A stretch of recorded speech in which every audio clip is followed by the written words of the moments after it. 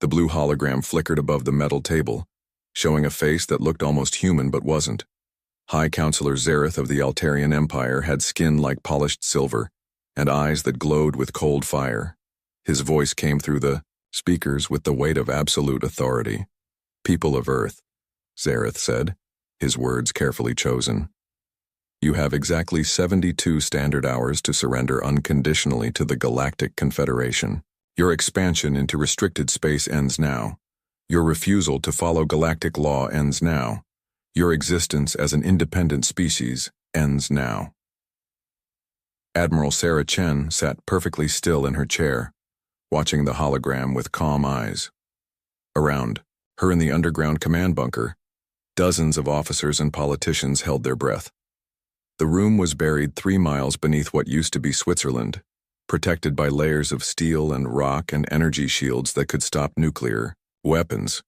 "If you do not surrender," Zareth continued, 17 civilizations have agreed to end the human threat permanently. Our combined fleet numbers 3,047 warships. Each ship can destroy your cities from orbit.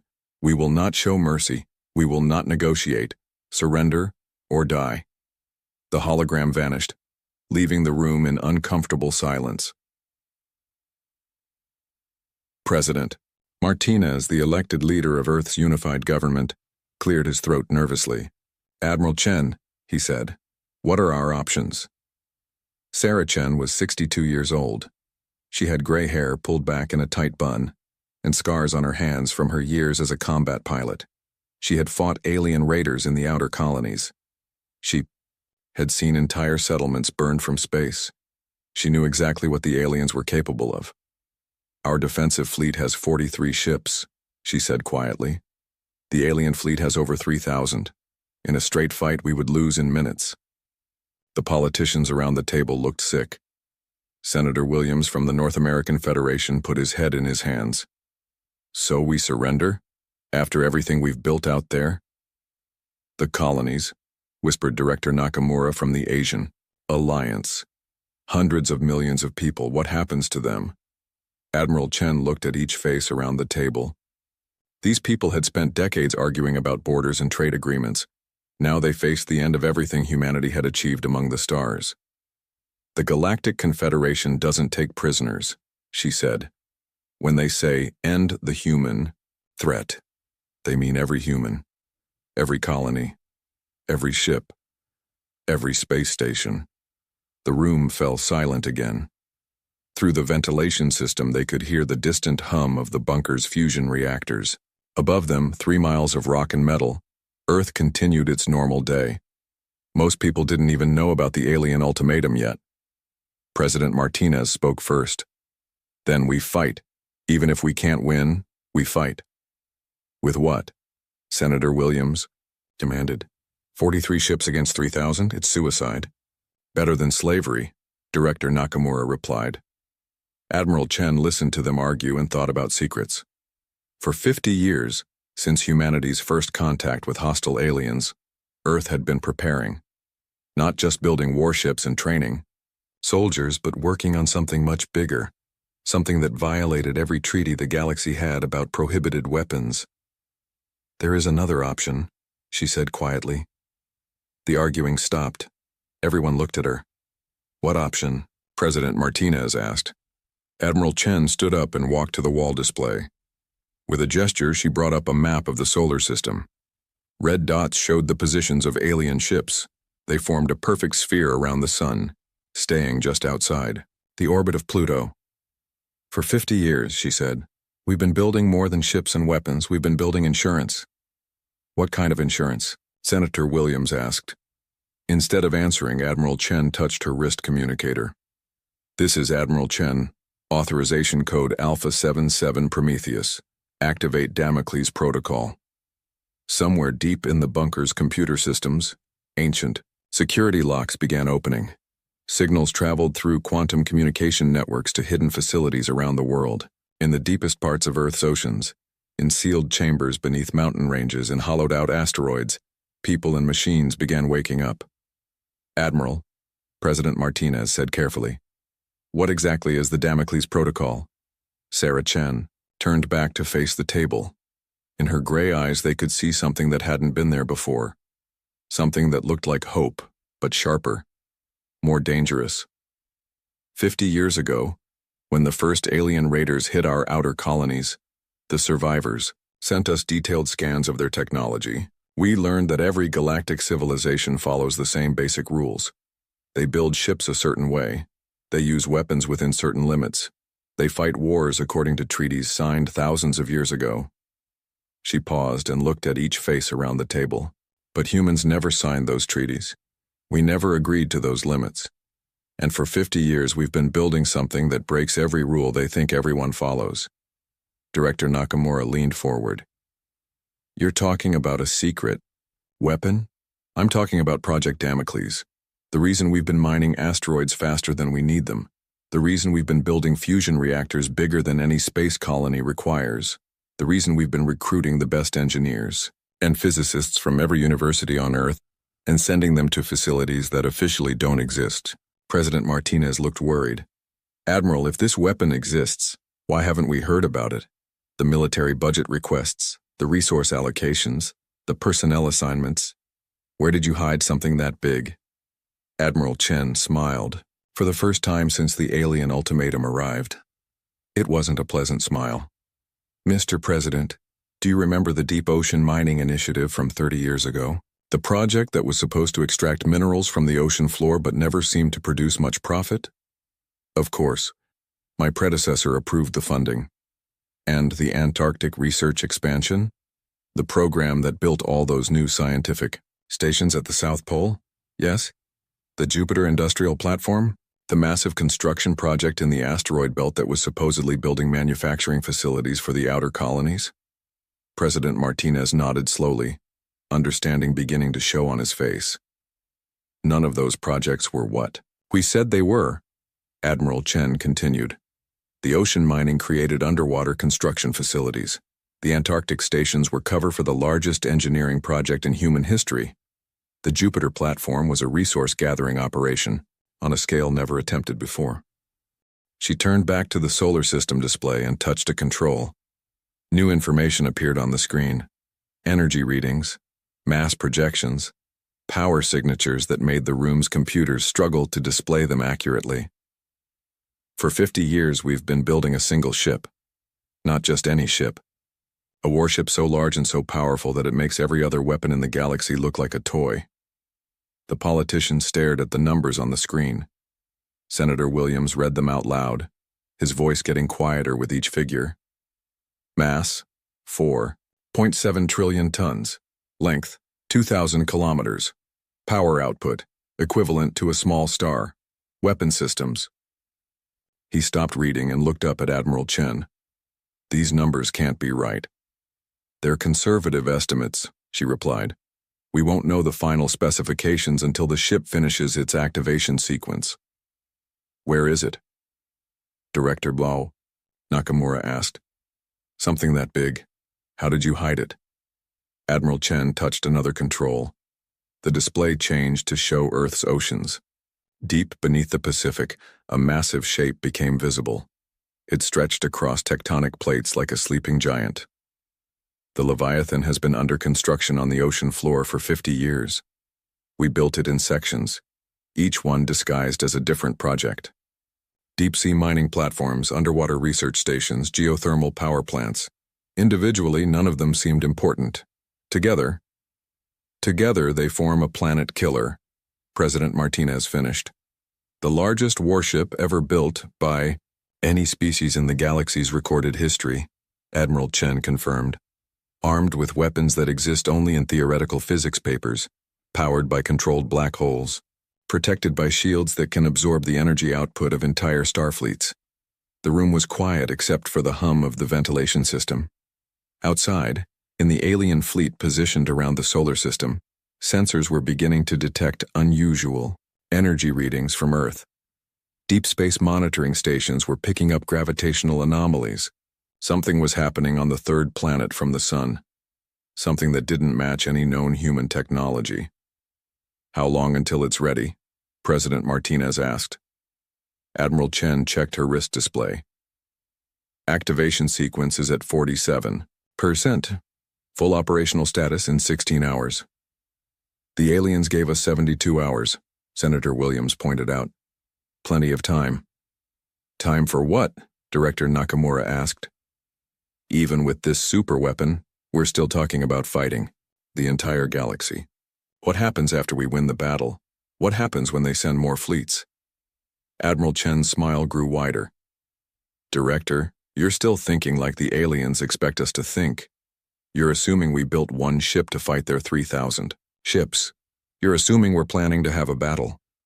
She turned to face them all, and in her eyes they could see something that made them understand why she had been chosen to lead Earth's defenses. We didn't build the Leviathan to fight a war. We built it to end wars, all of them, forever. Before anyone could ask what she meant, alarms began sounding throughout the bunker. Red lights flashed on every wall display. A technician at the communications station looked up with wide eyes. Admiral, we're getting massive energy readings from the Pacific Ocean. Seismic stations are detecting movement along the entire ocean floor, and, he paused, checking his instruments again. Ma'am, we're getting reports of tsunamis forming in a perfect circle around coordinates that match your classified files. Admiral Chen nodded calmly. Right on schedule. Ladies and gentlemen, I suggest you prepare for the most important day in human history. Deep beneath the Pacific Ocean, something that had been sleeping for 50 years opened its eyes. The Leviathan was waking up, and the galaxy was about to learn why humans had been considered the apex predators of Earth long before they reached the stars. The countdown to humanity's ultimatum had begun. War Admiral Thezcol of the Hegemony stood on the bridge of his flagship, watching his tactical displays with growing confusion. His ship, the Eternal Dominance, was the largest warship in the combined alien fleet. It stretched for 12 kilometers and carried enough firepower to crack moons. Around him, 3,000 other ships waited in perfect formation, ready to reduce Earth to smoking ruins. But something was wrong with the readings. Tactical Officer Vex, he said, his voice carrying the authority of someone who had conquered 47 star systems. Explain these energy signatures. The young officer's forearms moved quickly over his control panel. His species, the Hegemony's best sensor operators, had evolved to process multiple data streams simultaneously. But right now, he looked confused. War Admiral, we're detecting massive power buildups from the third planet. Energy output is increasing by orders of magnitude every few minutes, but we can't identify the source. Thezcol walked closer to the main display. The image showed Earth as a small blue dot surrounded by their fleet, but the energy readings made it look like a star was being born in Earth's oceans. Impossible, he muttered. Human technology is primitive. They barely have fusion power. They can't generate these kinds of energy levels. On the bridge of another ship, Captain Ziltar of the Altarian Navy was having the same conversation with her crew. The Altarians had been studying human technology for decades. They knew exactly what Earth cities could produce, what their space stations could build, what their defensive platforms could do. This was something else entirely. Captain, her science officer reported, the energy readings are focused beneath Earth's largest ocean. Whatever they're building down there, it's big. How big? She asked. The science officer checked his instruments 3 times before answering. Ma'am, if these readings are accurate, the object under construction has a mass greater than some moons. Captain Ziltar felt a cold fear growing in her stomach. In her culture, fear was considered a weakness. But right now, watching the impossible energy signatures coming from a planet they thought they understood, she couldn't help feeling that they had made a terrible mistake.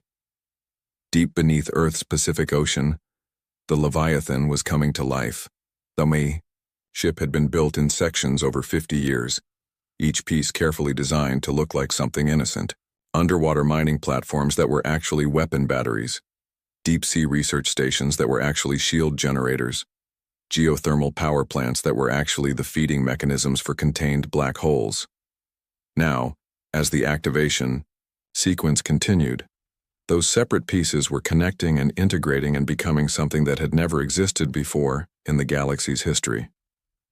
In the ship's central core, an artificial intelligence called Prometheus opened its electronic eyes and began to think.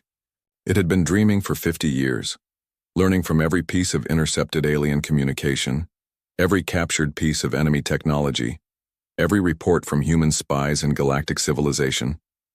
Prometheus knew the location of every alien homeworld. It knew the weaknesses in their defensive systems. It knew their military strategies, their political structures, their trade routes, and their deepest fears. For 50 years, it had been preparing for this moment. "Admiral Chen," Prometheus said, its voice speaking simultaneously in the ocean depths and in the command bunker 3 miles beneath Switzerland. "All systems are activating normally. Estimated time to full operational status, 14 hours, 37 minutes. In the bunker, Admiral Chen nodded to her staff. Around the table, the politicians who had been arguing about surrender 15 minutes ago now sat in stunned silence watching displays that showed their planet's transformation. "Prometheus," she said, "begin Phase 1 of the Revelation Protocol." "Understood, Admiral. Initiating surface breach." Across the Pacific Ocean, the water began to move in ways that violated physics. Massive circular waves formed and spread outward from a central point. The waves weren't chaotic like a natural disaster. They were perfectly controlled, perfectly timed, forming geometric patterns that could only be artificial. Satellite networks around Earth began broadcasting images of the phenomenon. Within minutes, every major news organization on the planet was showing the same impossible sight. The Pacific Ocean was lifting upward in a dome shape 500 kilometers across. In the alien fleet, alarm signals began sounding on every ship. "War Admiral," Tactical Officer Vex shouted, his forearms working frantically over his controls. "Something is rising from the planet's ocean. Mass readings are... This can't be right." Thezcol stared at his main display as the readings updated.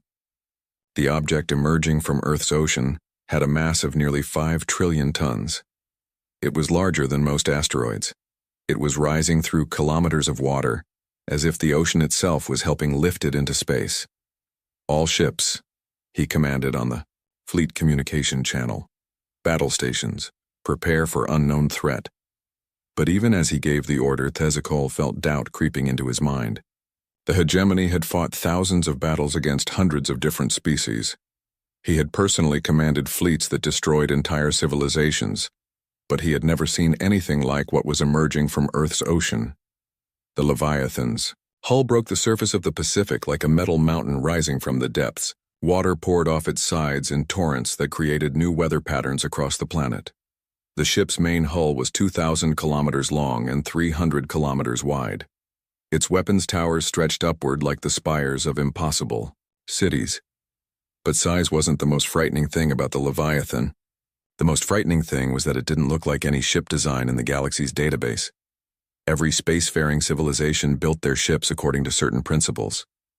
They used certain materials, certain power systems, certain weapon configurations.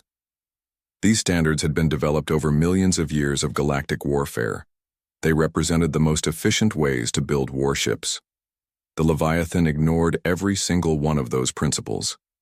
Its hull was made of materials that didn't appear in any periodic table. Its power systems generated energy signatures that shouldn't exist. Its weapon hardpoints were positioned in configurations that made no tactical sense according to conventional military doctrine. It was as if humans had looked at millions of years of galactic military engineering and decided to build something completely different. "Captain," the Altarian science officer whispered, "are you seeing these readings?" Captain Ziltar nodded, unable to speak. Her instruments were showing power, signatures that exceeded some stars, gravitational fields that bent space around the human ship, energy patterns that suggested technologies her civilization had only theorized about. "How?" she finally managed to ask. "How did they build this?" Her science officer was silent for a long moment, running calculations and comparisons and probability assessments. When he finally answered, his voice was small and frightened. "Captain, I don't think they built it using any known technology. The power requirements alone, they would need to be harnessing black holes, multiple black holes, and the materials science, Some of these hull readings suggest they've learned to manipulate matter at the quantum level. That's impossible. No species has that technology. No known species, he corrected. As the Leviathan continued rising from Earth's ocean, its communications array began broadcasting on all galactic frequencies. The message was simple and was transmitted in every known language simultaneously. Attention Galactic Confederation Fleet. This is Admiral Sarah Chen of the Earth Defense Force. You gave us 72 hours to surrender. We decline your generous offer. The voice was calm and polite, as if discussing the weather rather than responding to a threat of total annihilation. Instead, we would like to make a counteroffer. You have 1 hour to withdraw your fleet from our solar system. After that time, we will consider your presence an act of war, and we will respond accordingly. War Admiral Thezkol felt his breathing quicken. No species had ever spoken to the Galactic Confederation like that. No single planet had ever threatened a combined fleet of 17 civilizations. Furthermore, Admiral Chen's voice continued, we want to make something very clear to every captain, every crew member, and every government watching this transmission. Humanity tried to join your galactic community peacefully. We tried to follow your laws and respect your borders. You responded by declaring us a threat and threatening genocide. The transmission paused, and for a moment the only sound in space was the background radiation of distant stars. You made a mistake. A very big mistake. You assumed that because we're new to space, we're weak. You assumed that because our technology looks primitive, we're helpless. You assumed that because we come from one small planet, we can't possibly threaten your great galactic civilizations. Another pause.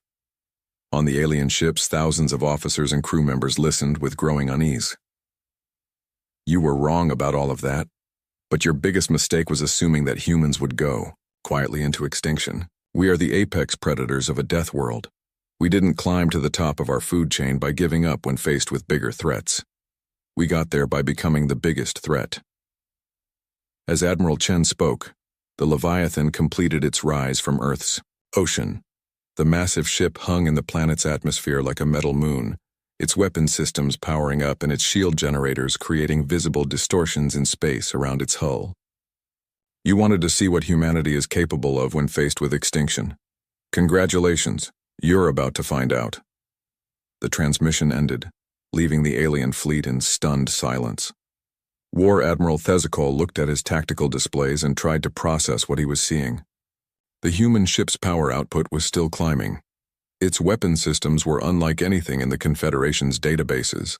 Its shields were generating energy fields that his sensors couldn't properly analyze. War Admiral, Tactical Officer O, Vex said quietly. What are your orders? Thezkol studied the readings for another few seconds, then reached for his communication controls.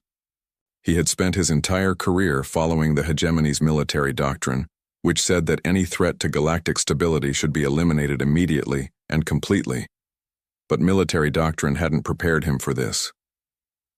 All ships, he commanded, his voice carrying across the fleet communication network. Maintain position, do not engage unless directly attacked, and send a priority message to Hegemony Command. Tell them we may need reinforcements. In the depths of space, 3,000 warships watched a single human vessel complete its activation sequence and tried to understand how everything they thought they knew about warfare had just changed forever. The Leviathan didn't attack immediately. Instead, it did something far more frightening to the alien fleet watching from the outer solar system. It began to demonstrate exactly what humanity had built during 50 years of secret preparation. Admiral Sarah Chen stood in the Leviathan's command center, a vast chamber deep in the ship's core where holographic displays showed every detail of the solar system. Around her, human officers worked at control stations that used technology decades ahead of anything the galaxy had seen before. Prometheus, she said to the ship's artificial intelligence, begin the demonstration sequence. I want every ship in that fleet to understand exactly what they're facing. Understood, Admiral. Beginning with Resource Acquisition Display Alpha. The massive ship turned toward the asteroid belt with movements that were impossibly smooth for something so large. Its engines didn't produce the bright plasma trails that most starships used. Instead, they bent space itself, allowing the Leviathan to move without actually pushing against anything. War Admiral Thezakol watched from his flagship as the human vessel approached a cluster of asteroids. His tactical officers were feeding him data that made no sense according to everything they knew about physics. War Admiral, Tactical Officer Vex reported, "The human ship is not using conventional propulsion. Our sensors detect no reaction mass, no energy expenditure for thrust. It appears to be folding space around itself." "That's impossible," Thezakol replied, but even as he said it, he knew he was watching something that shouldn't exist. "No, species has mastered space-time manipulation. The energy requirements would be enormous. Sir, their power output is already exceeding some star systems, and it's still climbing." The Leviathan reached the asteroid field and stopped beside a massive chunk of iron and nickel that was roughly the size of a small moon. For a moment, nothing happened. Then the human ship extended what looked like metallic tentacles toward the asteroid, but they weren't tentacles. They were something much more advanced. "Matter conversion beams," whispered Captain Ziltar of the Altarian Navy, watching from her own ship. Her science officer was running analysis after analysis, trying to understand what they were seeing. "Captain, the human ship is breaking down the asteroid at the molecular level and rebuilding it as ship components. The conversion rate is impossible. They're processing millions of tons of raw material per second." As the alien fleet watched in growing horror, the asteroid began to shrink, but the Leviathan began to grow. New armor plating formed along its hull. Additional weapon towers sprouted from its superstructure. New shield generators appeared and began powering up. Within an hour, the asteroid was completely gone, and the human ship was 15% larger than before. "They're building themselves a bigger ship while we watch," Thezakol muttered, "using raw materials as construction resources in real time. War Admiral, if they can do this with asteroids, what happens if they reach a planet? What happens if they reach our homeworlds?" Thezakol didn't answer because he couldn't think of an answer that didn't terrify him. The Leviathan moved to another asteroid and repeated the process. Then another. Each time, the ship grew larger and more powerful.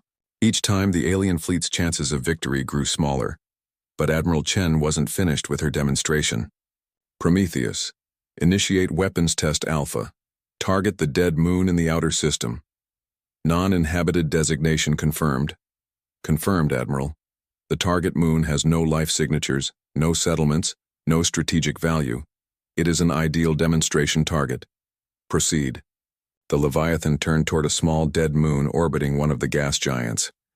The moon was roughly the size of Earth's moon, made mostly of rock and ice. It had been dead for billions of years, and would remain dead for billions more. Or so everyone thought. The human ship's main weapon began to charge.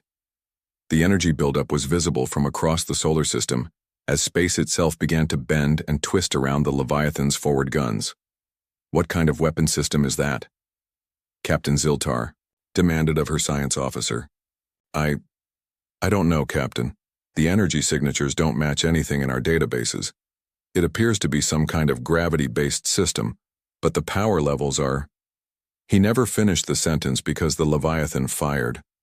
The weapon wasn't a beam or a projectile in any conventional sense. Instead, it was a controlled gravitational wave that reached across millions of kilometers in seconds and struck the dead moon with the force of a collapsing star. The moon didn't explode. It didn't shatter into pieces. It simply collapsed in on itself, compressed into a point of infinite density that became a tiny black hole. Then, before the black hole could begin consuming nearby matter, the Leviathan's weapon system grabbed it and flung it out of the solar system at nearly the speed of light. The entire demonstration took less than 30 seconds. In the alien fleet, every sensor operator and tactical officer and weapons specialist stared at their instruments in complete silence. What they had just witnessed was beyond their understanding of physics, engineering, and military science. "They turned a moon into a black hole," someone whispered on the hegemony communication channel. "Then they threw it away like garbage." War Admiral Thezakol felt something he hadn't experienced in decades of military service. Genuine fear. Not fear of death, which was always present in battle, but fear of facing an enemy so far beyond his understanding that conventional tactics meant nothing. "All ships," he said quietly, "prepare to withdraw from the system." But before his fleet could begin moving, the Leviathan opened communication channels to every ship simultaneously, not through their main communication arrays, but through their personal systems, their internal networks, their private channels. Somehow, the human ship was talking directly to individual crew members on thousands of different vessels. "Attention, alien fleet," Admiral Chen's voice said, speaking inside the heads of every officer and crew member through their neural implants and personal communicators. "Before you leave, there are a few things you need to understand." Panic spread through the fleet as officers realized that their most secure systems had been compromised.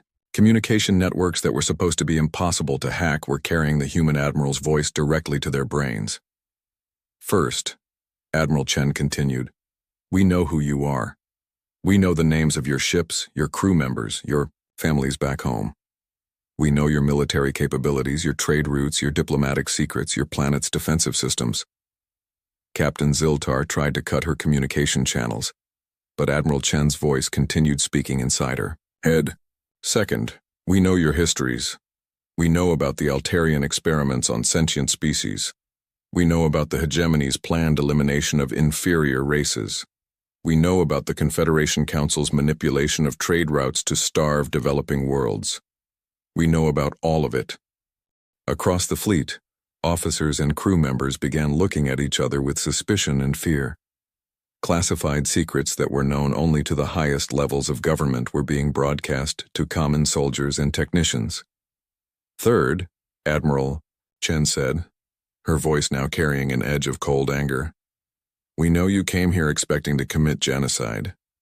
You didn't come to negotiate. You didn't come to establish peaceful relations. You came to murder every human being in the galaxy because we refused to bow down to your authority." The silence in the alien fleet was complete. On thousands of ships, beings from dozens of different species listened to a human voice speaking truths they didn't want to hear.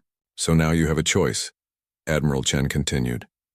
"You can stay here and find out what happens when you threaten the extinction of a species that built this ship. Or you can leave, go back to your governments, and explain that humanity is no longer asking for permission to exist." War Admiral Tezakol found his voice. "Human Admiral, you speak as if one ship can threaten the entire galaxy. We have thousands of worlds, millions of ships, billions of soldiers." Admiral Chen's answer came immediately, and when she spoke, her voice carried the absolute confidence of someone holding unbeatable cards. "War Admiral Tezakol of the Hegemony flagship Eternal Dominance, you're thinking like your military academies taught you to think. You're counting ships and soldiers and planets as if this was a conventional war." Tezakol felt ice form in his veins as he realized the human knew his name, his ship's name, probably his entire military record. "This isn't a conventional war," Admiral Chen continued. "Your fleets can't catch us, your weapons can't hurt us, your defenses can't stop us, and most importantly, your governments can't hide from us." As she spoke, new information began appearing on every alien ship's communication screens: military deployment schedules, secret government communications, personal files of high-ranking officials, financial records showing corruption and illegal activities. "We've been watching you for 50 years. We've been learning your languages, studying your cultures, mapping your territories, and preparing responses to every possible threat you might pose. While you were thinking of humans as primitive newcomers to space, we were becoming something you never expected." The data streams continued flowing to every ship in the fleet. Decades of carefully guarded secrets were being revealed to ordinary soldiers and junior officers who had never been trusted with such information. "You made one final mistake," Admiral Chen said, her voice now carrying a note of sadness mixed with determination. "You assumed that because we're new to galactic civilization, we don't understand how it really works. But we understand perfectly." She paused, and in that pause, every alien in the fleet realized that something fundamental had changed in the galaxy. "Your civilization is built on fear and intimidation. You maintain order by threatening destruction to anyone who won't submit. You've convinced yourselves that this makes you strong, That this makes you civilized. Another pause.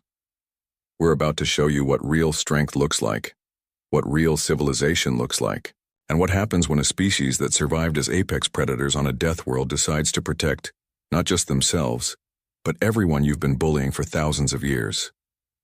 The communication ended, leaving the alien fleet in stunned silence. War Admiral Thezkol looked at his tactical displays and tried to count the ways this situation had become impossible. His fleet outgunned the humans by a factor of thousands to one.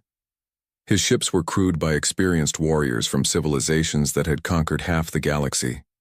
His governments controlled resources that spanned entire star systems. None of that mattered anymore. The humans had built something that changed all the rules. They had created a single weapon that could threaten every world in the galaxy. And they had demonstrated that they understood galactic civilization better than the aliens who had created it. War Admiral, Tactical Officer Vex said quietly, "What are your orders?"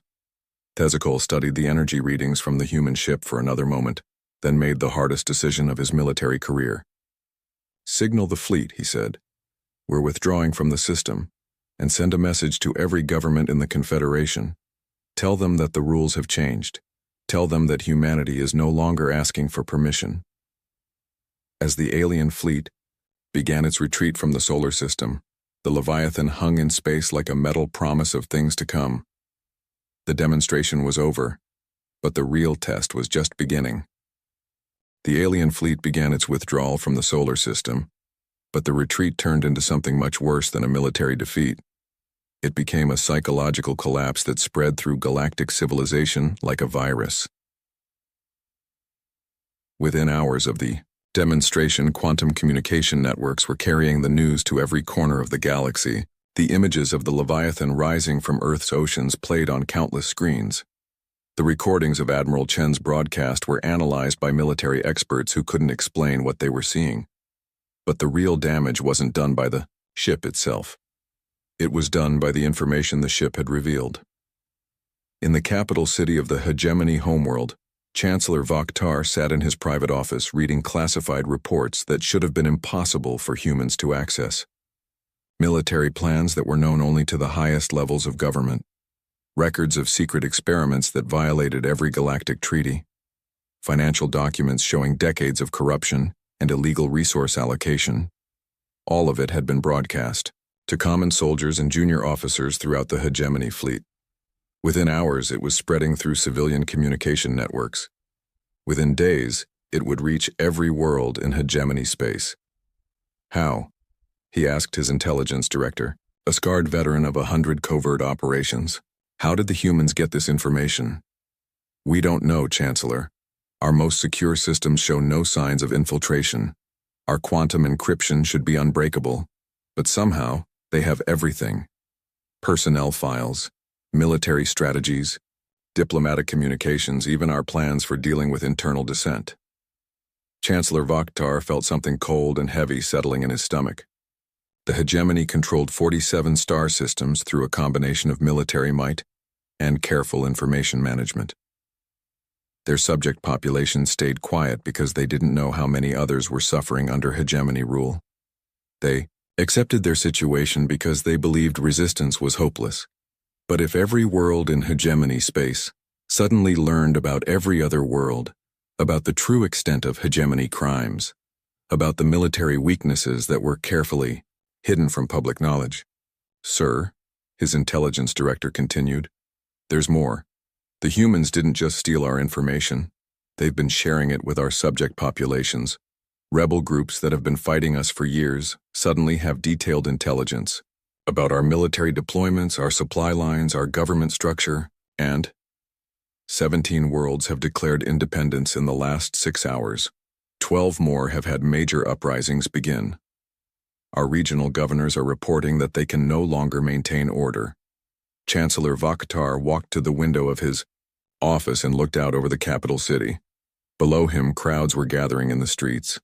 His security forces were trying to maintain order, but they were vastly outnumbered by civilians who had suddenly learned truths their government had hidden for generations. The same scenes were playing out across the galaxy. On the Altarian homeworld, Emperor Zixthol found himself facing the largest civil uprising in his civilization's history. The Altarians had built their empire on the belief that they were genetically superior to other species. Their citizens accepted military service and high taxes because they believed they were spreading civilization to primitive worlds. But the humans had revealed the truth about Altarian civilization. The experiments on sentient beings, the deliberate destruction of indigenous cultures, the forced sterilization programs designed to eliminate inferior genetic lines. The riots are spreading to every major city, reported General Kolthan, the emperor's military advisor. Our peacekeeping forces are overwhelmed. Many of our own soldiers are refusing orders now that they know what we've really been doing in the occupied territories. Emperor Zixthol had ruled for 3 centuries through careful control of information and ruthless suppression of dissent. Now, in the space of a single day, his entire social order was collapsing. What about the military? He asked. Can we maintain order through force? General Kolthan looked uncomfortable. Sir, many of our officers are questioning their loyalty. The human information release included personal files on military personnel. Many of our commanders have discovered that their families were lied to about their deaths in battle. Others have learned about the true casualty rates of our expansion campaigns. You're telling me that our own military is turning against us? I'm telling you that our military has learned the truth about what we've been asking them to do. Many of them don't like it. The emperor walked to his communication console and tried to contact his regional governors. Half of them didn't respond. The ones who did answer reported the same story. Massive uprisings, military units refusing orders, colonial populations declaring independence. The Altarian Empire was dissolving in real time. Similar conversations were happening in government. Buildings across the galaxy, the crystalline hegemony, rulers of 1,000 worlds found their authority crumbling as subject populations learned about systematic resource theft and cultural genocide. The Federation of Trade Worlds discovered that their carefully maintained economic monopolies were collapsing as exploited colonies gained access to suppressed technologies. But the most devastating blow came when the humans began their second demonstration. Admiral Sarah Chen stood in the Leviathan's command center, watching holographic displays that showed the chaos spreading throughout galactic civilization. Governments were falling. Military units were mutinying. Colonial populations were demanding freedom. Prometheus, she said, are you ready for Phase 2 of the Revelation Protocol? Yes, Admiral. All target systems have been mapped. Communication networks are fully infiltrated. Defense systems have been analyzed and countered. Then let's show them what happens when you threaten genocide against a species that's been preparing for 50 years. The Leviathan disappeared. One moment it was hanging in Earth's atmosphere like a metallic moon. The next moment it was gone, leaving only empty space and confused sensor readings. It reappeared 18 hours later in orbit around the hegemony capital world, having crossed 400 light-years in less than a day. The planet's defensive systems, designed to stop any known form of attack, registered the Leviathan's arrival and immediately went to full alert. Orbital defense platforms powered up their weapons. Planetary shield generators activated. Military bases scrambled their fighter squadrons. None of it mattered. The Leviathan didn't attack the planet's defenses. It simply ignored them. The orbital platforms fired their most powerful weapons, only to watch the energy beams bend around the human ship as if it existed in a different dimension. The planetary shields designed to stop planet-killing asteroids had no effect on a vessel that could manipulate space-time itself. Instead of destroying the planet, the Leviathan did something far more frightening. It began broadcasting directly to every communication device on the planet's surface. Citizens of the hegemony capital world, Admiral Chen's voice said, speaking simultaneously in every language used on the planet. Your government has ruled through fear and deception for centuries. Today, that ends. As she spoke, holographic displays appeared in every city, every town, every settlement on the planet. The displays showed detailed records of hegemony crimes, images of destroyed worlds, videos of military operations that violated every principle of civilized warfare. Financial records showing how the wealth of conquered peoples had been stolen and distributed among hegemony elite. But most devastating of all, the displays showed the true cost of hegemony expansion. The billions of beings who had died in wars of conquest, the cultures that had been deliberately destroyed, the worlds that had been stripped of resources and left as dead rocks floating in space. For too long, Admiral Chen continued, you have been told that your suffering was necessary for galactic stability. You have been told that your sacrifices were protecting civilization from chaos. You have been lied to. The holographic displays changed to show something new. Detailed plans for a different kind of future. Technologies that could eliminate scarcity. Medical advances that could extend life and reduce suffering. Social systems that could provide security without oppression. Humanity offers you a choice, Admiral Chen said. You can continue living under governments that view you as expendable resources in their power games. Or you can join us in building something better. Similar broadcasts were happening simultaneously on dozens of other worlds throughout the galaxy. The Leviathan wasn't just visiting the hegemony capital. It was appearing everywhere at once, speaking to populations that had been oppressed and lied to for generations. Chancellor Vaktar watched from his underground bunker as his capital city erupted in the largest celebration in the planet's history. Citizens poured into the streets not to riot but to rejoice.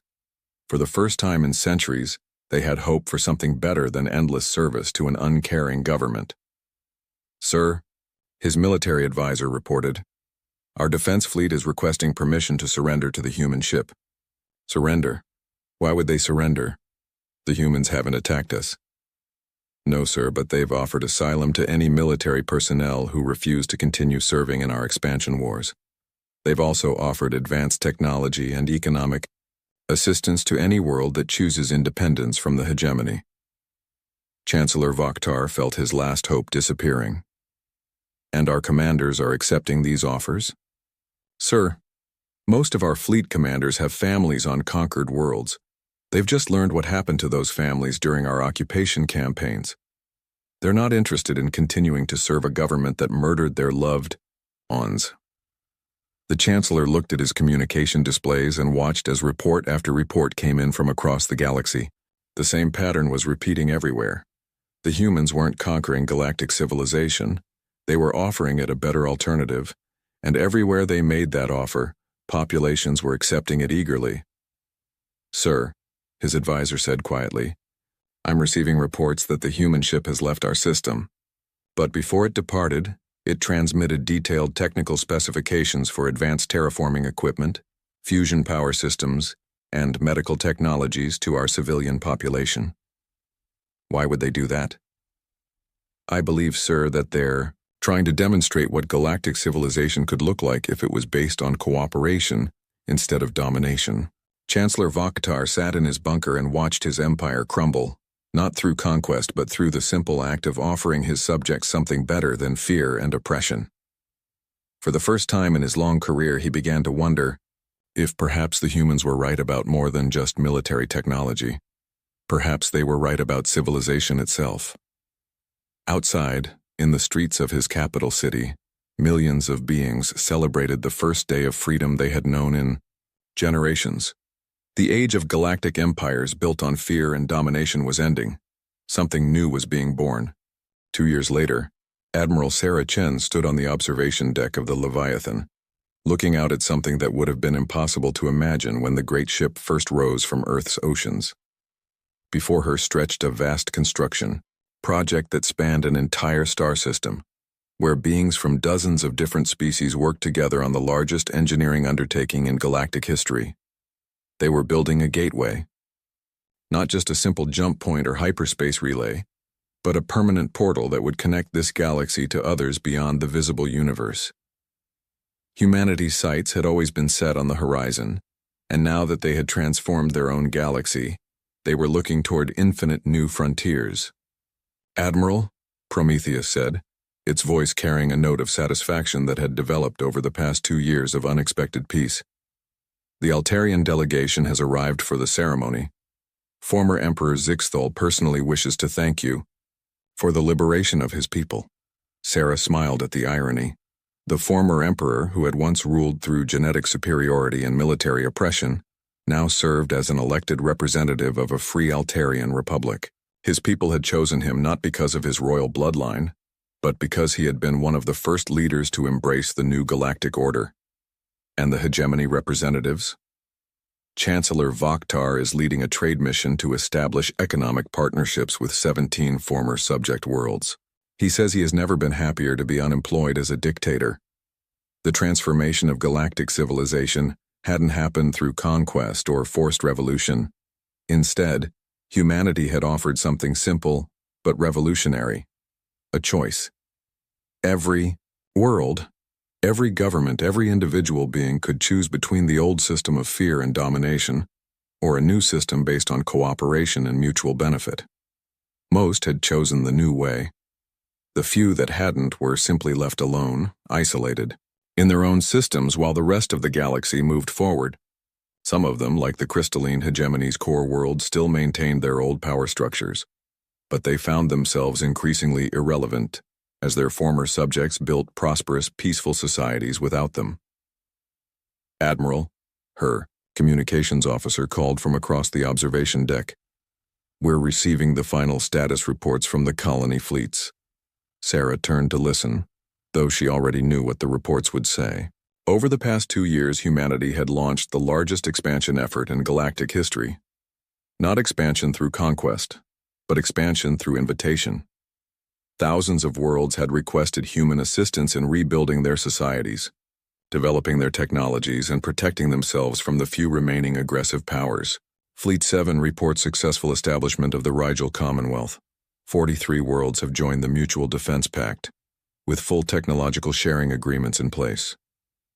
Fleet 12 has completed the terraforming project in the Vega sector. The former desert worlds now support 18 billion beings from 12 different species. Fleet 21 reports that the Andromeda Gateway project is ahead of schedule. First test of intergalactic communication will begin in 6 months. Sarah nodded at each report, but her attention was focused on the larger picture.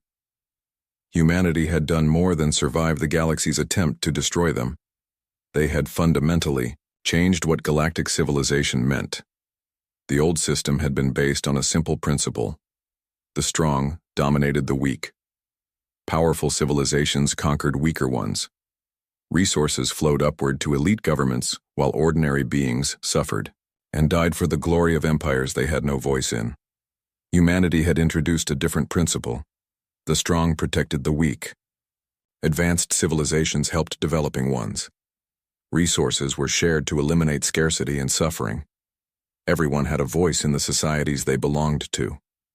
"Prometheus," Sarah said, "what's the current status of our military readiness?" "Admiral, we maintain 47 Leviathan-class vessels in active service, with construction proceeding on 16 more. However, I should note that we have not needed to fire a shot in anger for 18 months. This was the part that surprised even Sarah. The Leviathan had been built as a weapon of war, designed to fight impossible odds against overwhelming enemies. But its greatest victory had been making war itself unnecessary. When any species could build star-destroying weapons, when any planet could defend itself with reality-bending technology, when any government could be exposed and held accountable by artificial intelligences that spanned galactic communication networks, the old incentives for conquest and domination simply disappeared. Who would bother conquering a world when cooperation provided better access to that world's resources? Why would anyone start a war when the likely outcome was mutual annihilation? How could any government maintain power through oppression when their citizens had access to technologies that made authoritarian control impossible? "Admiral," her tactical officer reported, "we're receiving a priority communication from Earth. President Martinez wants to speak with you personally." Sarah accepted the communication, and President Martinez's holographic image appeared on the observation deck. The man had aged considerably during the past 2 years, but he looked happier than she had ever seen him. "Admiral Chen," he said, "I'm calling to inform you that the Global Parliament has reached a decision about your request. And your request to resign from military service has been denied. However, your request to be reassigned has been approved." Sarah raised an eyebrow. Reassigned to what? The new position we're creating for you, Director of Galactic Development. Your job will be to oversee humanity's expansion beyond this galaxy and to serve as our ambassador to any civilizations we encounter in other regions of the universe. Sarah looked out at the Gateway construction project, where beings who had been enemies just 2 years ago now worked together to reach toward infinite new possibilities. What about the Leviathan fleet? Prometheus has volunteered to continue, coordinating our defensive capabilities. But frankly, Admiral, we don't expect to need them much longer. The old model of galactic civilization is dying out. The few remaining aggressive powers are either reforming themselves or becoming increasingly isolated. President Martinez paused and looked directly at her through the holographic display. Sarah, do you realize what you've accomplished? You didn't just save humanity from extinction. You ended the age of galactic empires. You made it possible for billions of beings to live free lives for the first time in their species' histories. Sarah considered this for a moment, then shook her head. Mr. President, I didn't accomplish anything. Humanity accomplished it. Every engineer who worked on the Leviathan project, every scientist who developed the technologies we shared with other worlds, every diplomat who helped former enemies become friends, every citizen who chose cooperation over domination. She gestured toward the Gateway construction project. This is what humans do when we're not fighting for survival. We build, we explore, we reach toward new horizons, and we bring anyone who wants to come along with us. The conversation ended, and Sarah returned her attention to the reports flowing in from across the galaxy. Construction projects on 1,000 worlds. Scientific research that was advancing at unprecedented rates now that different species were sharing knowledge freely. Cultural exchanges that were creating new forms of art, literature, and philosophy. And beyond it all, the Gateway project that would soon allow them to reach toward other galaxies, other possibilities, other frontiers that no one had ever imagined. Admiral, Prometheus said, I have been analyzing the social and technological developments of the past 2 years. Would you like to hear my assessment? Go ahead. The transformation of galactic civilization has exceeded all predictions. War between major powers has essentially ceased. Economic inequality has been reduced by 73%. Scientific advancement has accelerated by a factor of 12. Individual freedom and self-determination have increased beyond measurable levels. And I believe we are witnessing the birth of something entirely new. Not just a reformed version of the old galactic civilization, but a completely different model for how intelligent species can coexist and thrive. Sarah nodded. What do you think comes next? The universe is vast, Admiral. There are billions of other galaxies, each potentially containing billions of intelligent species. Some of them may have developed the same oppressive systems that once dominated this galaxy. Others may have found different solutions to the challenges of civilization. Prometheus paused, and when it continued, its voice carried a note of excitement. That sounded almost human. I believe humanity's greatest adventure is just beginning, and this time we won't be facing it alone.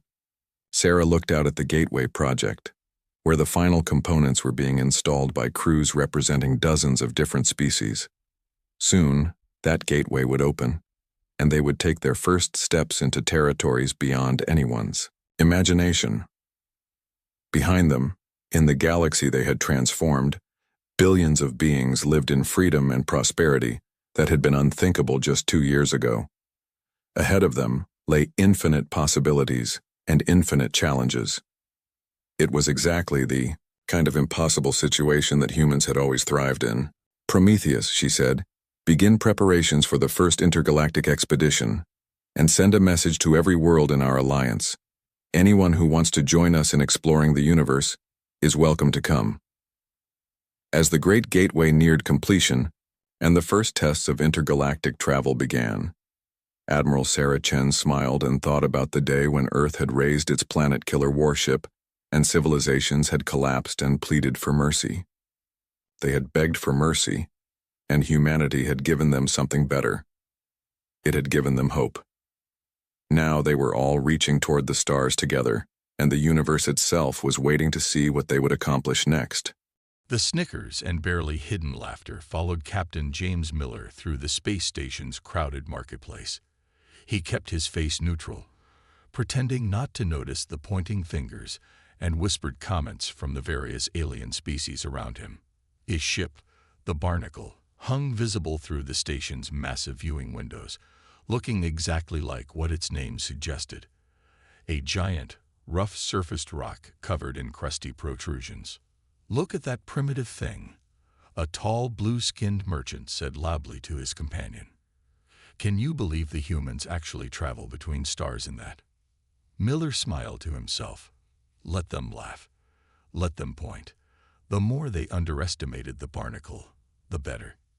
He made his way to a supply shop, where the owner, a squat creature with multiple arms, barely contained his amusement while processing Miller's order for basic supplies.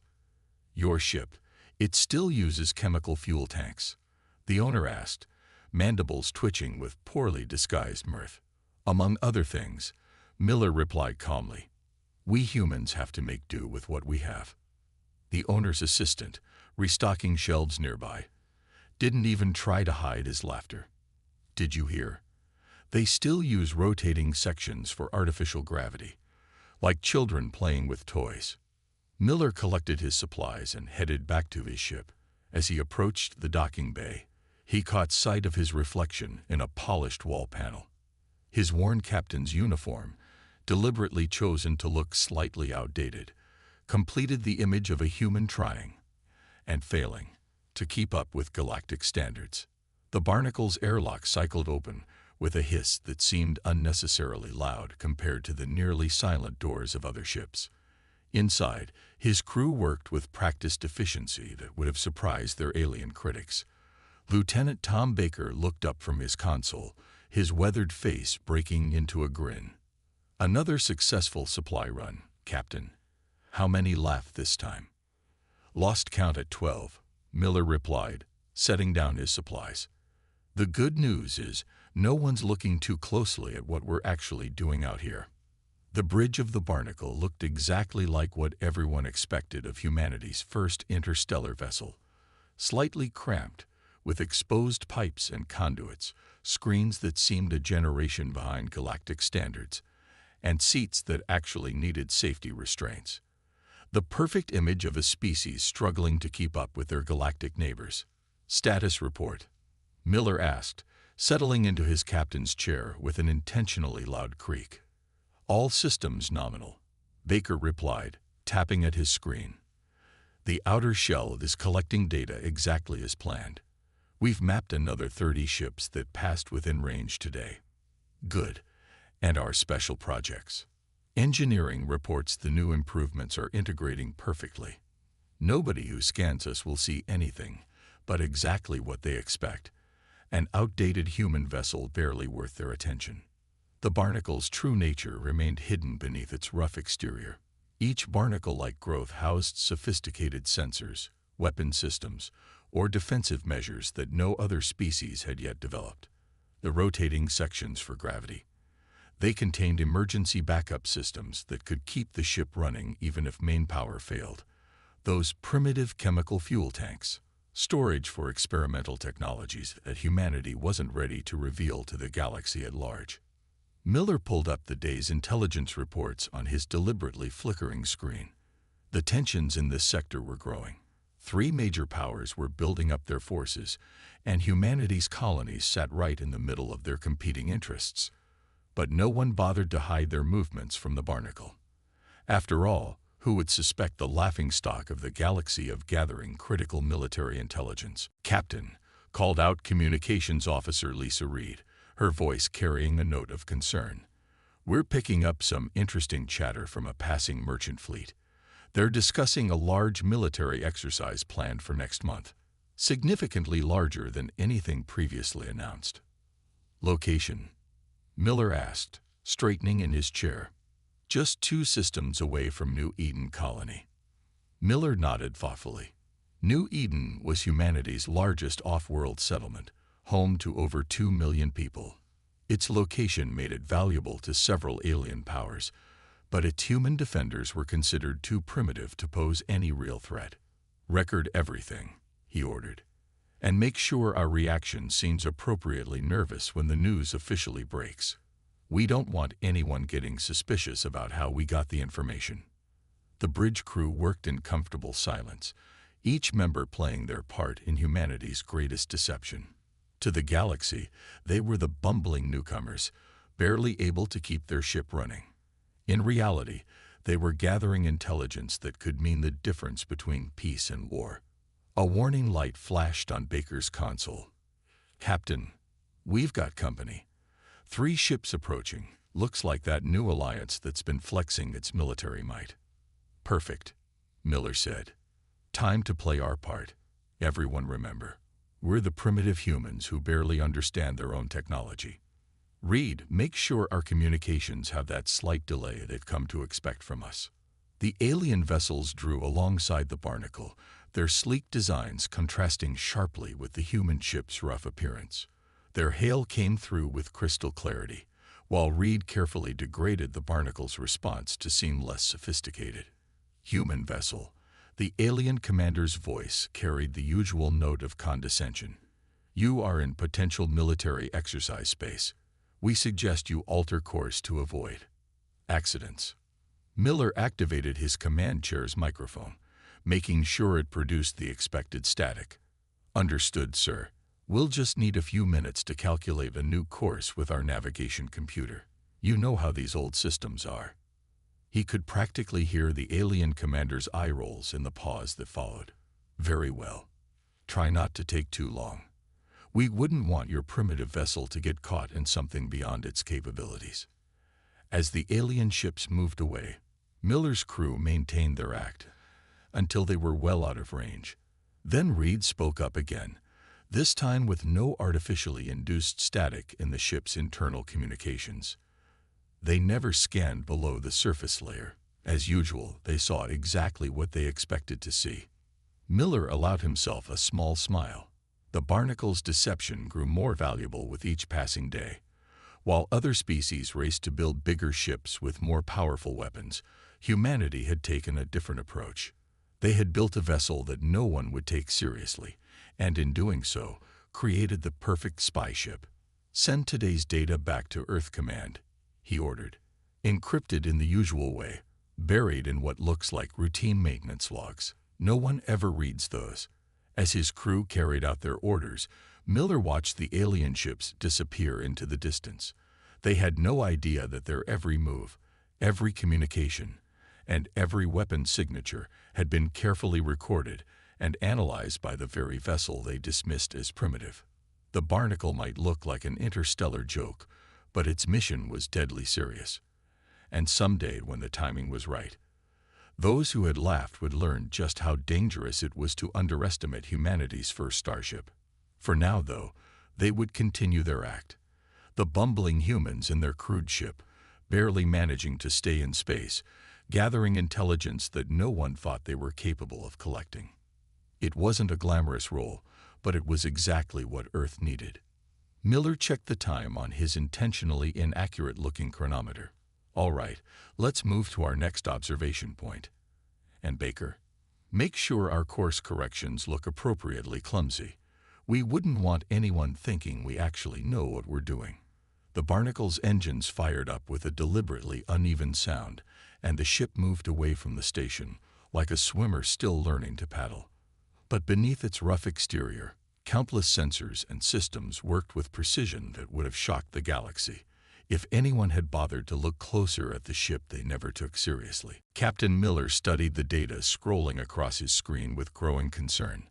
Over the past 3 weeks, the Barnacle had tracked an alarming buildup of warships in the sector.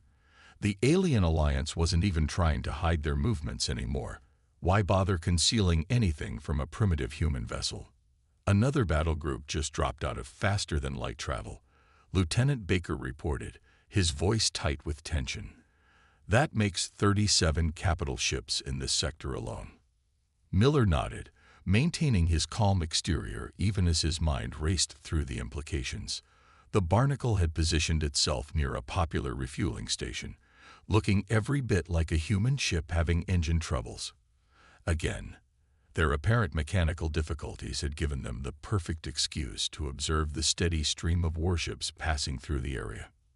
"Sir," Lisa Reed called from her communications station, "I'm picking up some interesting conversations. They're not even bothering to encrypt them properly." She paused, adjusting her headset. "They're talking about something called Operation Cleanup. Sounds like they're planning to clean up the neighborhood." Miller's jaw tightened. The Alien Alliance had been referring to human colonies as local pollution in their diplomatic messages for months now. The meaning wasn't hard to decode. "Record everything," he ordered, "and make sure our transponder is still broadcasting that fake engine malfunction. The longer they think we're stuck here making repairs, the more we can learn." Through the bridge viewport, another massive warship sailed past the Barnacle. Its crew probably saw nothing but an amusingly primitive human vessel, its hull covered in what they assumed were crude patches and repairs. None of them realized that each of those supposed repair patches was actually a sophisticated sensor array recording their every move. "Captain," Baker said suddenly, "one of their ships is approaching. They're hailing us." Miller straightened in his chair, quickly adjusting his uniform to look slightly disheveled. "Remember, everyone, we're just simple humans struggling with our outdated technology. Reed, add that interference pattern we used last time." The main screen flickered to life, showing the face of an alien commander. His expression carried the usual mix of amusement and condescension. "Human vessel," he said, "you appear to be having difficulties. Again." "Yes, sir," Miller replied, making sure his voice carried just a hint of embarrassment. "We're having some trouble with our drive systems. Just can't seem to figure out what's wrong." He gestured vaguely at the exposed pipes running along the bridge ceiling, pipes that actually housed some of Earth's most advanced computing systems. The alien commander's multiple eyes blinked in sequence. "Perhaps it's time your species admitted you're not ready for deep space travel. This sector is becoming quite busy. It would be unfortunate if your primitive vessel got caught in the middle of something beyond your understanding." "Thank you for your concern, sir," Miller replied, adding just the right touch of wounded pride to his voice. "We'll try to be out of your way as soon as possible." After the transmission ended, the bridge crew maintained their act for several more minutes, just in case they were still being watched. Finally, Reed spoke up. "They're out of scanning range, Captain." But that sounded an awful lot like a warning. "More like a threat," Baker added. "They're not even trying to be subtle anymore." Miller pulled up the intelligence they'd gathered over the past month on his screen. The pattern was clear now. The Alien Alliance was positioning their forces around key human colonies, preparing for what they probably thought would be an easy conquest. "Send everything we have to Earth Command," he ordered. "Use the new compression algorithm. Make it look like we're transmitting maintenance logs. Add plenty of errors to make it seem authentic." The Barnacle's sophisticated communications array, hidden beneath layers of apparent rust and decay, began transmitting data that would have shocked their arrogant neighbors. Every ship movement, every weapon's signature, every scrap of tactical information they'd gathered, all disguised as the mundane technical problems of a struggling human vessel. Hours passed as they continued their surveillance. The steady stream of warships showed no signs of slowing. Some of the alien vessels were so massive they made the Barnacle look like a space taxi in comparison. But size wasn't everything, as humanity had learned long ago. "New contact," Baker announced. "This one's different, reading energy signatures I've never seen before." Through the viewport, they watched as a strange ship emerged from faster-than-light travel. Its hull seemed to absorb light rather than reflect it, and its design was unlike anything in their database. "Are they scanning us?" Miller asked. "Hard to tell, sir," Baker replied. "Their technology is strange, but they're definitely interested in something." For several tense minutes, the mysterious vessel hung in space, neither moving nor communicating. Then, as suddenly as it had appeared, it vanished back into faster-than-light travel. Well, that was different, Reed said, breaking the silence. Should we be worried? Miller tapped his fingers on his armrest, thinking. Add it to the report for Earth Command. But keep our focus on the Alliance fleet. They're the immediate threat. As if to emphasize his point, another group of warships dropped out of faster-than-light travel, their massive forms blocking out the stars. The Barnacle's sensors recorded everything while maintaining their facade of a ship barely able to keep its lights on. Sir, Reed said suddenly, I'm picking up some encoded transmissions. They're using a new encryption, but, she smiled, they still don't think we're smart enough to crack it. Message mentioned something about final preparations and cleansing protocols. Miller's expression hardened. The pieces were falling into place, and the picture they formed was grim. The Alien Alliance wasn't just planning an attack. They were preparing for a full-scale invasion of human space. How many ships have we tracked so far? He asked. Baker consulted his readings. Over 200 capital ships, plus support vessels. Enough firepower to flatten every human colony in the sector. He paused. Sir, shouldn't we be warning the colonies? Earth Command will handle that, Miller replied. Our job is to keep playing the fool. The more they underestimate us, the better chance we have of surviving what's coming. Through the viewport, they watched as yet another battle group moved into position. The alien ships were impressive, their hulls gleaming with advanced technology that they proudly displayed to the galaxy. In contrast, the Barnacle looked like it belonged in a scrapyard, its surface covered in what appeared to be random growths and patches. But appearances could be deceiving. Under that rough exterior, the Barnacle was recording, analyzing, and transmitting data that would prove crucial in the coming conflict. The Alien Alliance thought they were being clever, positioning their forces while the primitive humans remained oblivious. They had no idea that their every move was being watched by the very ship they dismissed as space junk. Keep monitoring everything, Miller ordered. Every ship, every transmission, every energy signature. The time for playing dumb won't last much longer, but while it does, he allowed himself a small smile. Let's make sure we know exactly what we're up against. The Barnacle continued its vigil, looking to all the world like a helpless human vessel stranded among giants. But inside, its crew worked tirelessly, gathering the intelligence that might soon mean the difference between survival and extinction for their species. The storm was coming, and when it broke, the galaxy would learn that appearances could be very deceiving indeed. The attack began at dawn, Earth Standard Time. The Alien Alliance didn't bother with a formal declaration of war. They simply opened fire on the outer colonies. The Barnacle watched from its hiding spot behind a small moon as massive warships moved into position around New Eden Colony. Miller gathered his crew on the bridge. The time for pretending had ended. They think this will be easy, he said, looking at each crew member in turn. They expect us to run, to beg for mercy, or to fight with outdated weapons, and die quickly. He smiled grimly. Let's show them how wrong they are. Through the viewport, they could see civilian ships fleeing the colony. The alien fleet paid little attention to them. After all, what harm could primitive human vessels do? The Barnacle remained motionless, its rough exterior blending with the moon's rocky surface. All those months of playing dumb, Baker said, his fingers dancing across his control panel. All those times we let them laugh at us. It ends today.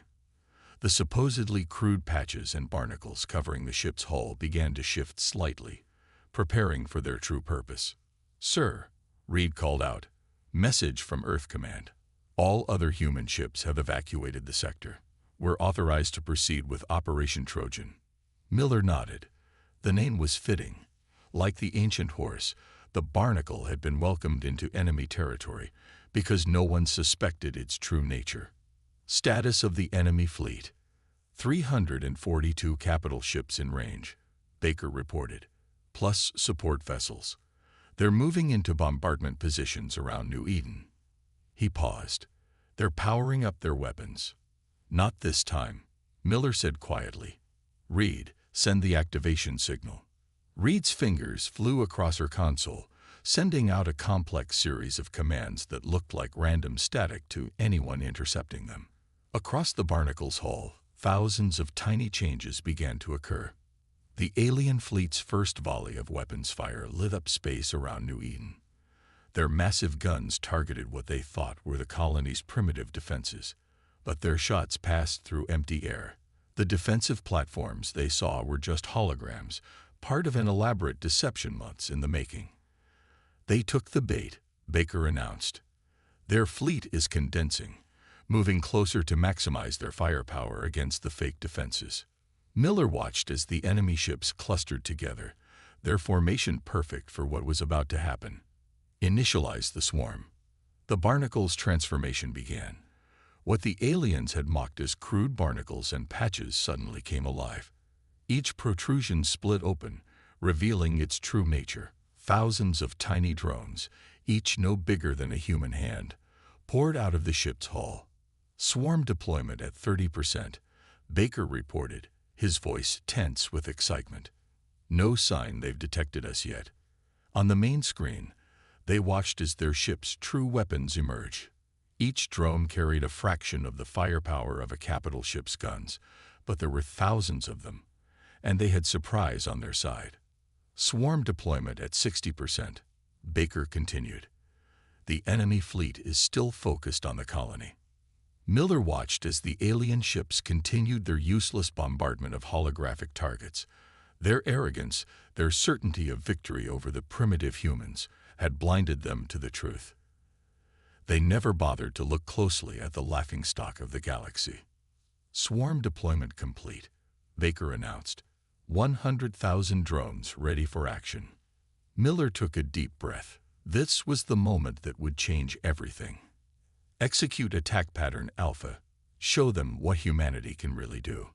The swarm moved like a living thing, spreading out in three-dimensional patterns that no conventional fleet could match.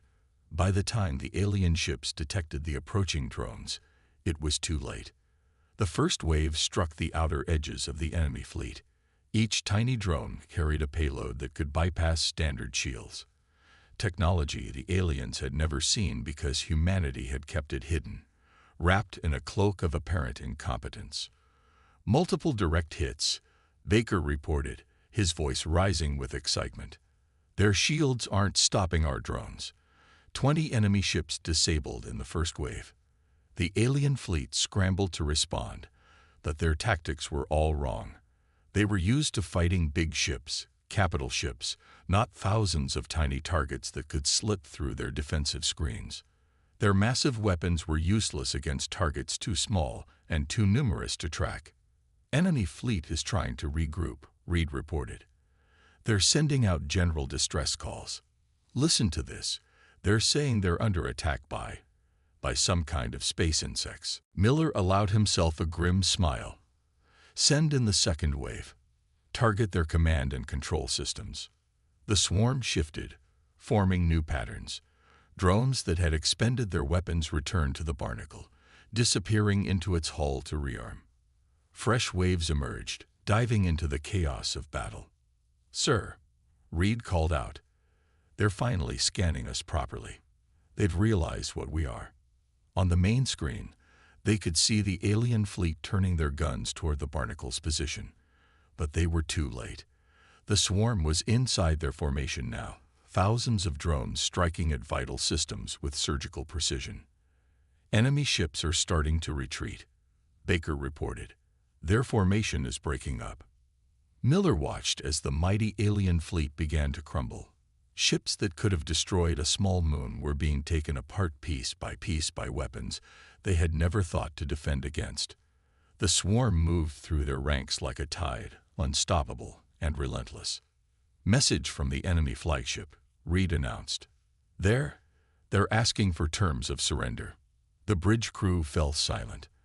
After months of being laughed at, months of pretending to be primitive and harmless, they had just defeated the largest alien fleet ever assembled in the sector. Tell them, Miller said, that the primitive humans accept their surrender, and suggest they spread the word. Sometimes the ones you laugh at the most are the ones you should fear the most. The swarm began to return to the barnacle, thousands of tiny drones disappearing back into what the aliens had thought were just ugly protrusions on the hull. As the enemy fleet limped away, Miller looked at his crew with pride. "Well done, everyone. Earth Command will be pleased. We just field-tested our new defense system and saved a colony at the same time."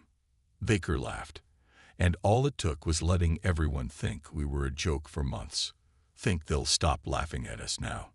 "Oh, I hope not," Miller replied with a smile. "Being underestimated is one of humanity's greatest advantages. Besides," he gestured at the barnacle's still rough-looking exterior, "we have more surprises hidden under our ugly shell." As the last of the swarm returned home, the barnacle resumed its appearance as the most primitive-looking ship in the galaxy. But now, as news of the battle spread, that appearance would carry a different meaning. The ship they had laughed at had just destroyed their best fleet, and no one would look at the barnacle-covered vessel quite the same way again. News of the battle spread across the galaxy like wildfire. The barnacle's victory had shattered more than just the alien fleet. It had destroyed centuries of assumptions about human technology. But Captain Miller knew the war wasn't over. The enemy would be back, and this time they wouldn't underestimate the ugly little ship that had humiliated them. 3 days after the battle, the barnacle patrolled the edges of human space, its swarm replenished and ready. The ship still looked as primitive as ever. Miller had insisted they maintain the deception.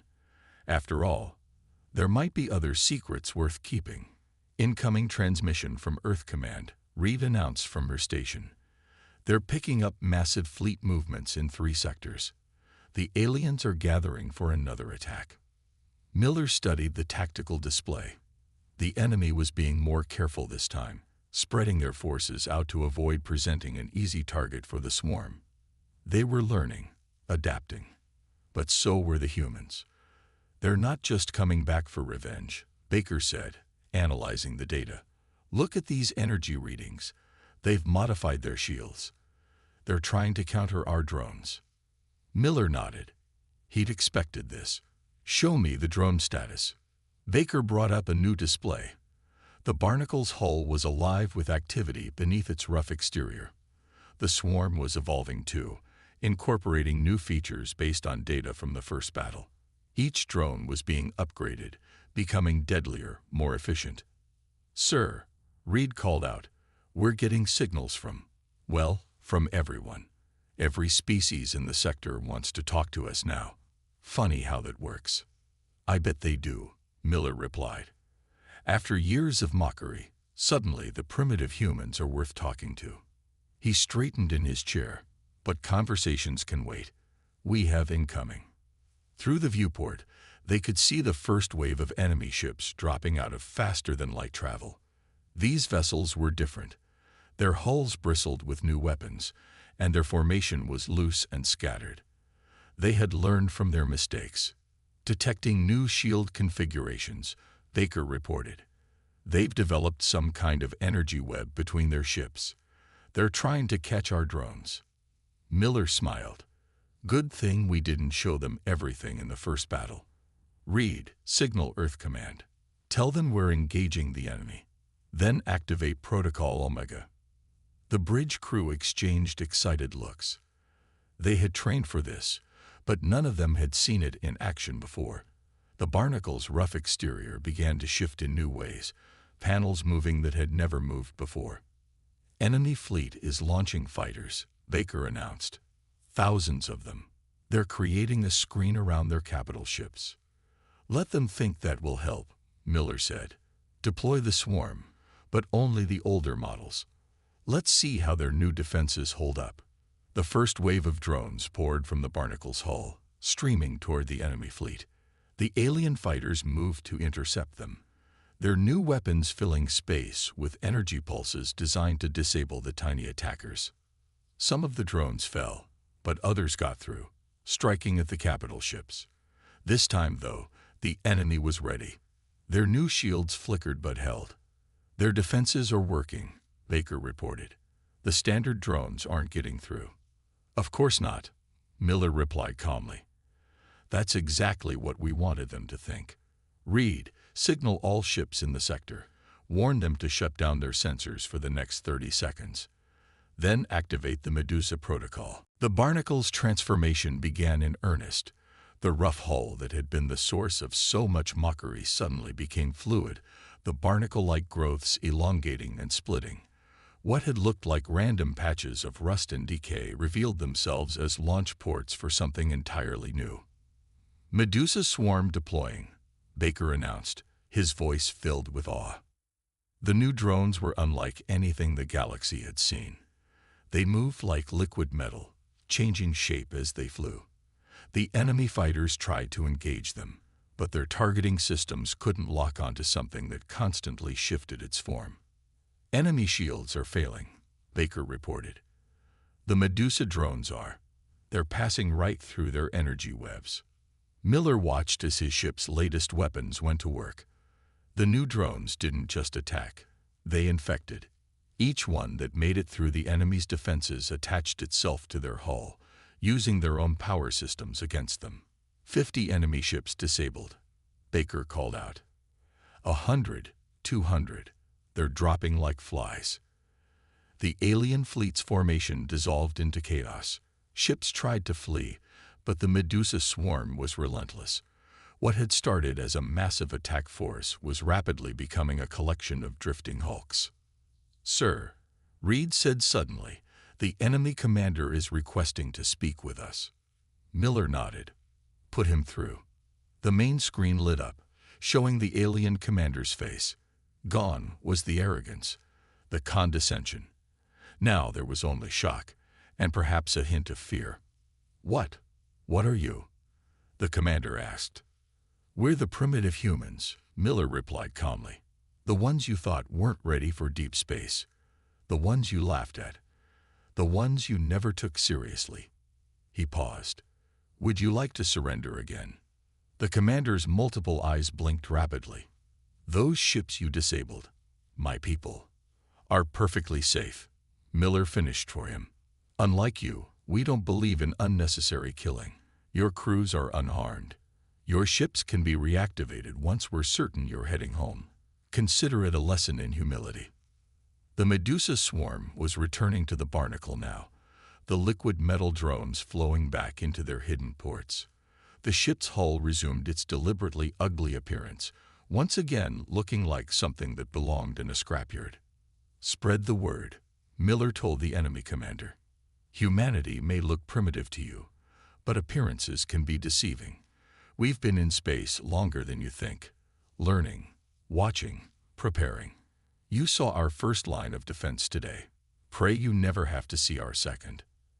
After the enemy fleet had been allowed to limp away, Baker turned to his captain. "Sir, do we actually have a second line of defense?" Miller smiled mysteriously. "Maybe. Maybe not. But they'll drive themselves crazy trying to figure it out." He looked at his crew. "That's humanity's greatest weapon. Not our technology, but our ability to keep them guessing. They thought they knew everything about us, and that certainty was their weakness." The Barnacle resumed its patrol, looking as harmless as ever, but word was spreading across the galaxy. The ship that had been a joke, the crew everyone had mocked, the humans who seemed so primitive, they had defeated two of the largest fleets ever assembled, using weapons no one had imagined possible. "Sir," Reed said, checking her communications panel, "we're getting messages from 15 different species. They all want to establish diplomatic relations with Earth. 5 of them are offering technology exchanges." "Tell them we'll consider their offers," Miller replied. "But first, let's make sure our friends got the message about leaving human space alone." The Barnacle moved through space, its rough hull catching the light of distant stars. To most observers, it still looked like the same old primitive vessel, barely worth a second glance. But now that appearance carried a warning. Underestimate humanity at your own risk. 1 month after the second battle, the Barnacle docked at Earth's primary space station. The same dock workers who had once snickered at the ship's ugly appearance now treated it with careful respect. News reporters crowded behind safety barriers, trying to get pictures of the vessel that had changed humanity's place in the galaxy. Captain Miller stood at attention in Earth Command's main conference room, facing the assembled leaders of humanity's space forces. The wall screens showed representatives from colonies across human space, all eager to hear his report. The Alien Alliance has withdrawn all forces from human-controlled sectors, Miller reported. Their leadership has formally requested peace talks. More importantly, 7 other species have approached us about forming defensive pacts. Admiral Wilson, a stern-faced woman with gray hair, nodded approvingly. And the technology demonstration requests. 23 so far, Miller replied. Everyone wants to know how we built the swarm. The Medusa units in particular have caught their attention. He paused. Of course, we haven't shown them everything yet. The Admiral smiled. No, we haven't. Speaking of which, your ship's refit is scheduled to begin tomorrow. The Barnacle will be the first to receive the new systems. Miller raised an eyebrow. Even he hadn't known about this. New systems. Did you think the swarm was our only secret? The Admiral's smile widened. Those barnacles on your hull weren't just for show or for launching drones. They're connection points for the next phase of human technological advancement. After the briefing, Miller walked through the station's corridors with his crew. They passed aliens who now moved aside respectfully, some even bowing slightly. The same beings who had laughed at them months ago now treated them like heroes. Hard to believe it's only been a month, Baker said, watching an alien diplomatic party hurry past.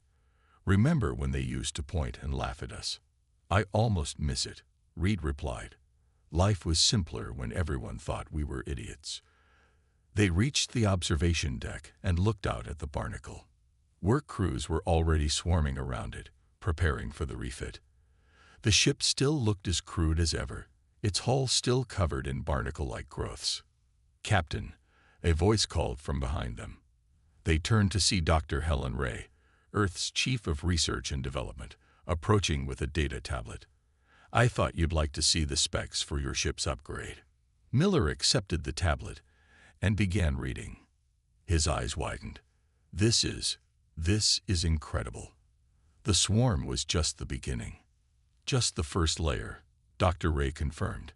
Those barnacles on your hull, they're quantum-locked attachment points. Once we install the new systems, your ship will be able to generate its own microfleet.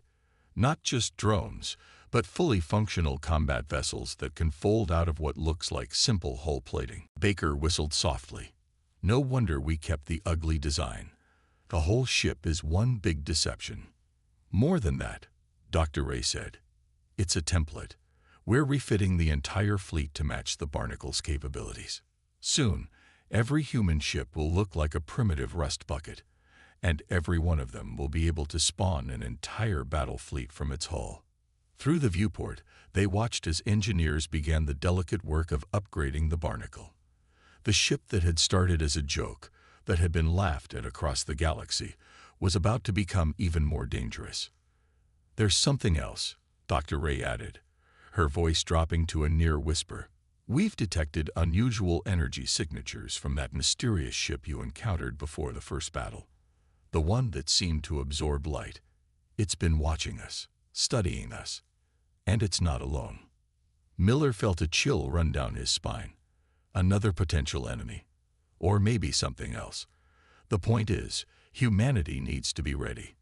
The Barnacle proved our strategy works. Looking primitive, harmless, letting others underestimate us while we prepare our defenses. Now we're taking it to the next level. Later that evening, Miller stood alone on the observation deck, watching his ship. Engineers had removed some of the hull plating, revealing the incredibly advanced technology hidden beneath the crude exterior. Soon, those systems would be even more powerful. Quite a view, isn't it? A voice said beside him. Miller turned to see Admiral Wilson had joined him. Hard to believe that just a few months ago, that ship was the laughingstock of the galaxy. Now they're all trying to figure out what other secrets we're hiding, Miller replied. The funny thing is, they're still underestimating us. They think the swarm and the Medusa units are our biggest surprises. The Admiral nodded. Let them think that. Meanwhile, we'll keep developing, keep innovating. The basic design principle of the barnacle is being applied to everything we build now, looking primitive on the outside while housing incredible technology within. And the mysterious ships, the ones watching us, all part of a bigger game, the Admiral said. One we've been preparing for longer than most people know. The Alien Alliance's attack was just a test, a chance to field test our new technologies without revealing everything we can do. Miller looked back at his ship. The barnacle was never really about fighting, was it? It was about showing just enough of our capabilities to make potential enemies think twice, while keeping our real strength hidden. Exactly. And it worked perfectly. Now everyone in the galaxy is wondering what else these primitive humans might be hiding. The Admiral smiled. Keep them guessing, Captain. That's your new mission. The barnacle isn't just a ship anymore. It's a symbol, a reminder that appearances can be deceiving, and that sometimes the ones you laugh at the most are the ones you should fear the most. As night fell over the space station, the barnacle's hull gleamed dully in the starlight. Work crews continued their mysterious upgrades, adding new layers of deception to the already enigmatic vessel. The ship that had changed the galaxy's view of humanity was about to evolve again, becoming something even more remarkable. And somewhere out in the darkness between the stars, unknown ships watched and waited, studying the primitive-looking vessel that had destroyed an armada. They too were learning an important lesson. In space, nothing was quite what it seemed, and underestimating humanity was a mistake no one would make again.